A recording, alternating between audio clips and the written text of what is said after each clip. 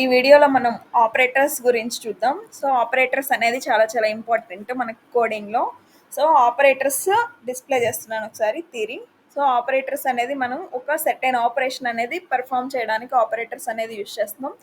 2 are more objects ఒక ఆపరేటర్తో connect అయి ఉంటుంది కనుక దానికి ఎక్స్ప్రెషన్ అని చెప్పి అంటాము.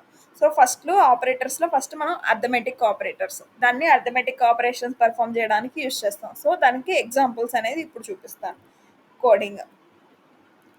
For example a is equal to 10, b is equal to 20 తీసుకున్నాం.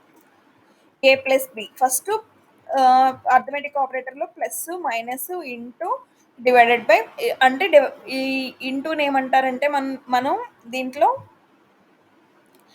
ఇది డివిజను, ఇది మల్టిప్లికేషన్. ఇంటూ అంటే ఇది డివిజను, దీన్ని ఏంటంటే ఫ్లోర్ డివిజన్ అంటారు, దీన్ని మాడ్యులస్ అంటారు, ఇది ఎక్స్పోనెన్షియల్ అంటారు. సో అది నేమ్స్ ఉన్నాయి కదా, డిఫరెంట్ డిఫరెంట్ నేమ్స్, అవన్నీ ఫస్ట్ కోడింగ్లో ఎగ్జాంపుల్స్ చెప్తాను. అది ఎలా వర్క్ అవుతుంది, అవుట్పుట్ అనేది ఎలా వస్తుందో కూడా ఒకసారి చెప్తాను చూడండి. a ప్లస్ బి అంటే 10 ప్లస్ 20 30. సో ప్లస్ ఆపరేటర్ అది. a minus b 10 minus 20 minus 10. Next a into b 10 200 value. a divided by b 0.5. a floor division B.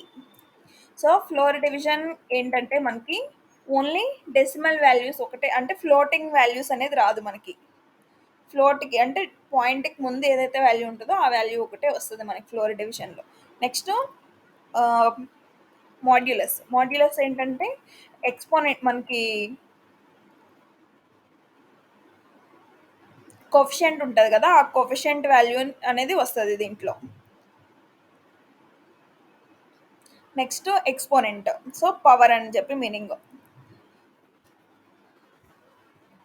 ఇది 10⁻20 అంటే ఇంత వాల్యూ అని చెప్పి మీనింగ్. సో ఇవి arithmetic operators. Next assignment operator. Assignment operator అనేది నేను variable names రూల్స్కి చెప్పేటప్పుడు అసైన్మెంట్ ఆపరేటర్ గురించి చెప్పాను కదా, ఇప్పుడు మళ్ళీ ఒకసారి చెప్తాను. ఒక వాల్యూకి వేరియబుల్ అనేది అసైన్ చేయడానికి మనం అసైన్మెంట్ ఆపరేటర్ అనేది యూజ్ చేస్తాం, అది single equal to. Next relational operators. So two వాల్యూస్ని కంపేర్ చేయడానికి మనం ఈ రిలేషనల్ ఆపరేటర్స్ అనేది యూజ్ చేస్తాం. సో a ఈక్వల్ టు 10 తీసుకున్నాను కదా, b ఈక్వల్ టు 20 తీసుకున్నాం. దీంట్లో ఏంటి, greater than, less than, equal to, not equal to, greater than or equal to, less than or equal to, ఇవి అన్ని రిలేషనల్ ఆపరేటర్స్ కింద వస్తుంది. అవన్నీ చెక్ చేద్దాం. సో కండిషన్స్ కింద వస్తుంది అనమాట. a greater than b. a greater than b ఉందా, లేదు కదా, falls.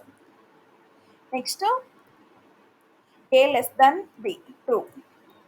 Greater than, less than, double equal to అంటే రెండు ఈక్వల్ ఉన్నాయా కాదు అని చెప్పి డబుల్ ఈక్వల్ టు పెడతాము, ఈక్వల్గా ఉన్నాయా కాదా అని చెక్ చేసుకోవడానికి. ఫాల్స్. నాట్ ఈక్వల్ టు అంటే ఈక్వల్గా లేవు అని చెప్పి, లేవా అని చెప్పి చెక్ చేసుకోవడానికి ఈ నాట్ ఈక్వల్ టు సింబల్ ఇది. Next a greater than or equal to b. So a అనేది బికి ఈక్వల్గా ఉందా లేదంటే ఎక్కువగా ఉందా అని చెప్పి చెక్ చేసుకోవడానికి ఇది symbol. So a less than or equal to b. Next so ఇవి రిలేషనల్ ఆపరేటర్స్. నెక్స్ట్ ఏంటిది, లాజికల్ ఆపరేటర్స్. లాజికల్ ఆపరేటర్స్ అనేది మనకు కోడింగ్లో చాలా యూజ్ అవుతుంది. And, or, not.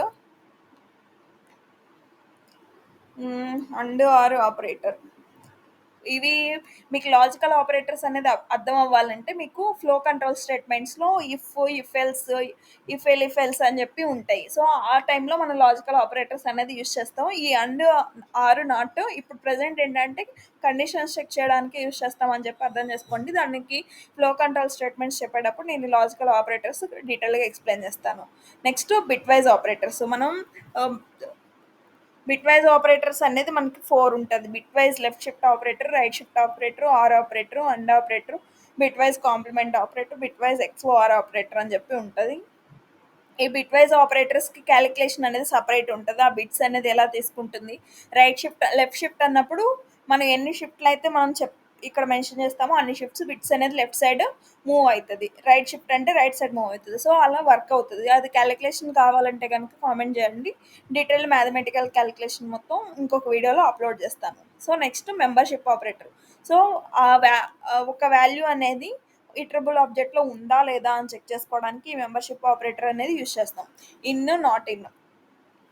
For example iterable object అంటే మనం ఇండెక్సింగ్ స్లైసింగ్ పాసిబుల్ అయ్యే ఆబ్జెక్ట్ని ఇటరబుల్ ఆబ్జెక్ట్ అని చెప్పి అంటాం. More than one element store చేసుకునేటప్పుడు. So 10, 20, 30, 10 in L. సో 10 అనేది ఎల్ ఆబ్జెక్ట్లో ఉంది కాబట్టి true. 40 not in L. So 40 అనేది ఎల్ ఆబ్జెక్ట్లో లేదు కాబట్టి ట్రూ. నెక్స్ట్ 40 ఇన్ ఎల్ అంటే 40 అనేది లేదు కాబట్టి false.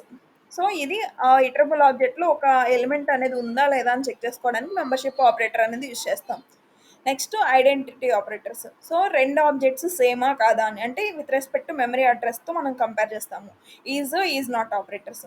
So for example a is equal to 10 అని చెప్పి తీసుకున్నాను. నెక్స్ట్ బి ఈజ్ ఈక్వల్ టు 10 అనే తీసుకున్నాను. సో నేను రూల్స్ ఫర్ వేరియబుల్స్ అనే ఫంక్షన్ ఆ వీడియోలో ఎక్స్ప్లెయిన్ చేస్తాను కదా బేసిక్స్లో.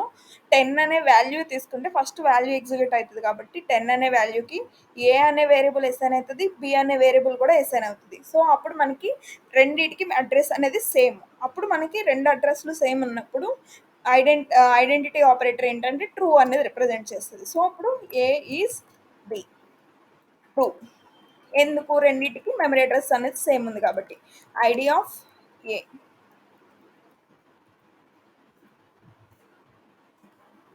ID of b.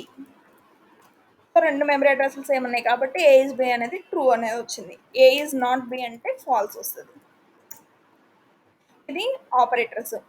So operators అనేది ఇంపార్టెంట్, ప్రాక్టీస్ చేయండి. ఫర్దర్ వీడియోస్లో ఫ్లో కంట్రోల్ స్టేట్మెంట్స్, ఫంక్షన్స్ మొత్తం అన్ని ఎగ్జాంపుల్స్ అప్లోడ్ చేస్తాను. ఈ వీడియో ఇంతే. ఇంకా థ్యాంక్ యూ.